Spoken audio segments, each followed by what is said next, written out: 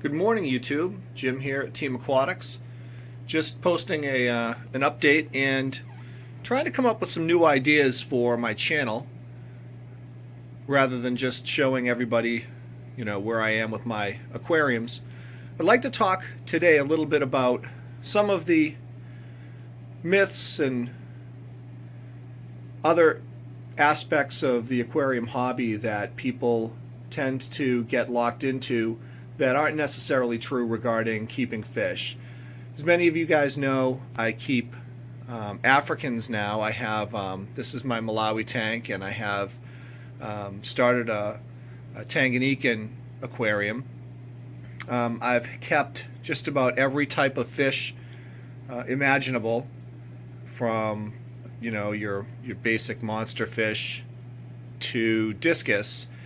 And I'm still kind of astounded with the myths that are pervasive in our hobby here about water quality, about filtration, about some of the other aspects of fish keeping that, although they are important in a lot of instances, in many instances today, they're just not as important as they were 15, 20, or 25 years ago in our hobby.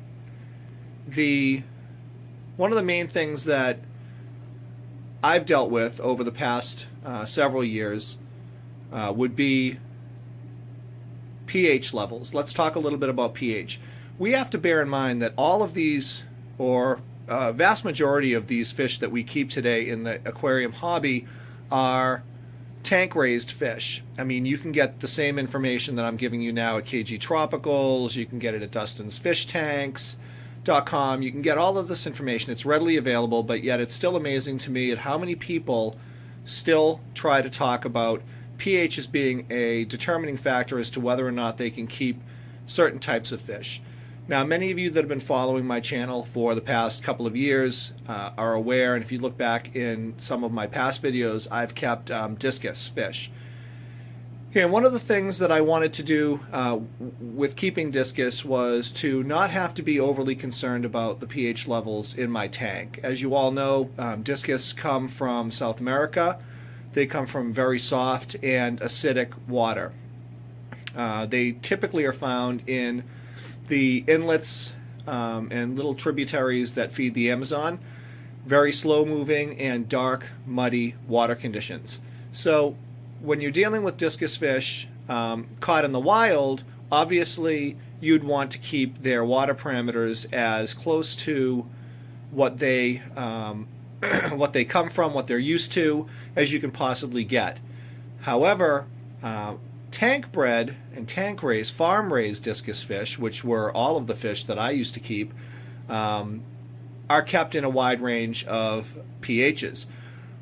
Discus fish are a little bit more sensitive than your other typical more hardy cichlids, but they are extremely hardy. They are generations and generations removed from the wild, and therefore, because they've been kept in a glass box for decades, they are far easier to acclimate to varying water quality and conditions. Obviously, in any aquarium, you'd like to keep the water as clean as possible, and I do recommend a minimum of 10% water changes every week. You can go up from there. 10 is usually a minimum for me. I usually try to keep it at a 20-25% per week. I've just started lowering that to about 10% because I am over-filtered on all my aquariums, and my water conditions are fairly good, but as you can see, this African tank is extremely overstocked, and when you overstock an aquarium, you need to keep the water clean. You need to be very, very cognizant of water conditions. Anyone who's kept Malawi cichlids knows that overstocking is one of the key characteristics of Malawi aquaria, and that helps to keep the aggression down. You can see small little scrums going on in the tank, but for the most part, I mean, look at it. It's fairly peaceful, fairly calm, and I haven't fed these guys yet today. So you can see it's typical of an African tank. The minute you put your hand near the tank, they want to get fed. But anyway, back to pH. My tap water is about 7.4. and as you know, that's alkaline. Anything 7.0 is considered neutral. Anything above that is alkaline. Anything below that is acidic. Discus in the wild range in pHs from 5, probably all the way up to the low 6s, maybe even close to neutral. But in the wild, they're just known for being in very soft acidic water. In my house, I wanted to keep their conditions as close to my tap water as possible, because all fish, but discus in particular, but you got to bear this in mind, all fish do not like dramatic changes in the stability of their water. So if your water out of the tap is 7.4 and you want to keep discus, just use the water out of the tap. Don't try to adjust your pH with pH up, pH down, or any of those buffers that are available on the market to try to buffer your water. Just keep your tap water and use that, and I'll tell you right now that within several weeks your fish will acclimate to that pH, and as long as it's stable and remains at 7.4, you will be absolutely fine. It's the pH swings that knock down the resistances of fish, causing diseases and other maladies that you then have to treat, and that means adding another chemical to the water, or if you're fortunate enough to have a quarantine tank. But trust me on this. Whatever your pH is coming out of the tank, I don't care if it's 7.8 or 5.2. Get the fish acclimated to the pH out of your tap, and you will eliminate one major headache from your life. And that's with discus fish. So I kept discus for almost 2 years. I did adopt them out because I had them in a planted aquarium, and I was not able to keep up with the planted aquarium as I would have liked to. I was relatively new to the planted tank when I started. Had no problem keeping the more hardier plants, but of course, I wanted to keep the more difficult species, which didn't really work out well for me, and I just wound up getting sick of it and falling in love with the African cichlid hobby, which is what I've kind of migrated into now. So that's our discussion this week on pH. Trust me on this. Now, I will say I am guilty of buffering my African tanks. Now, do I have to? Probably not. Most of these fish are all tank raised. They would probably adapt well to a 7.4, but I have found that using Seachem's Malawi buffer, I am able to maintain a pH of 8.0 in both my Tanganyikan and my Malawi tank. Once it's 8.0, it stays at 8.0. It doesn't even matter if I add the 7.4 water in. Within an hour, it's 8.0 again. The Seachem, and I'm not doing a promo for them, I'm not sponsored by Seachem. I will say that the Malawi buffer that Seachem has is an amazing buffer, and it does keep the pH locked in where I want it. But that's also a characteristic of the water coming out of my tap that allows it to be buffered as easily as it is. A lot of tap water will not buffer that way. You'll get a rebound. You'll wind up buffering, and the next morning you'll check your pH, and it will be right back to the level of the tap water. You'll buffer it again. The next day it'll be back to the tap water.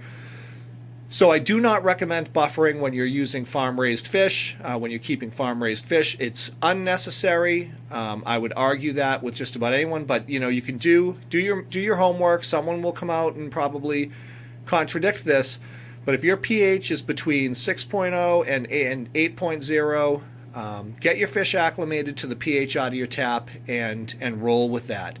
Will they be happier if your pH is in the range that they're recommended to be kept at?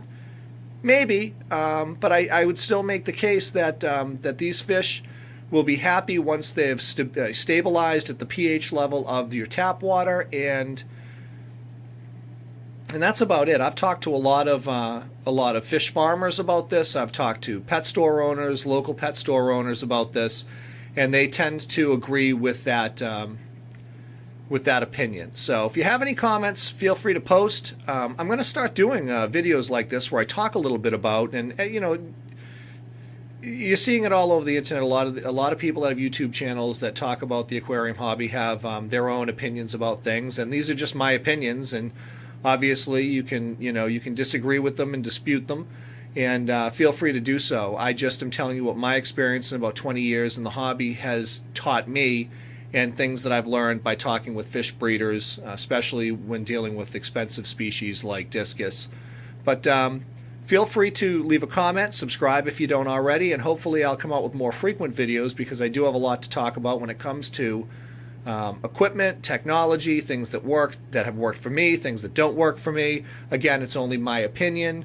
I'm not a quote-unquote expert aquarist. This is just what's worked for me, and I hope to share some of what I've learned, so that those people getting into the hobby don't have to spend the money, don't have to make the same mistakes that a lot of us have made in the hobby over the years. And it makes the hobby much more enjoyable for people, and that's what it's all about, is promoting the hobby, trying to get some of these local fish stores to be able to reopen at max capacity, like KG Tropicals, which is one of the podcasts and one of the YouTube channels that I follow.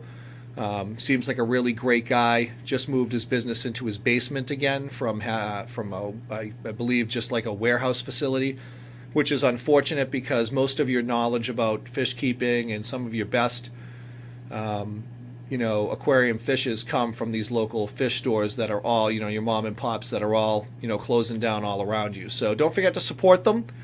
I've done well with online fish purchases, and we'll talk a little bit about that too, buying fish online, in a upcoming video. But hit like if you like, subscribe if you haven't already, and I hope to come out with some more frequent videos. And the next video, I think I'll focus more on my Tanganyikan tank and let you guys see what's going on with that.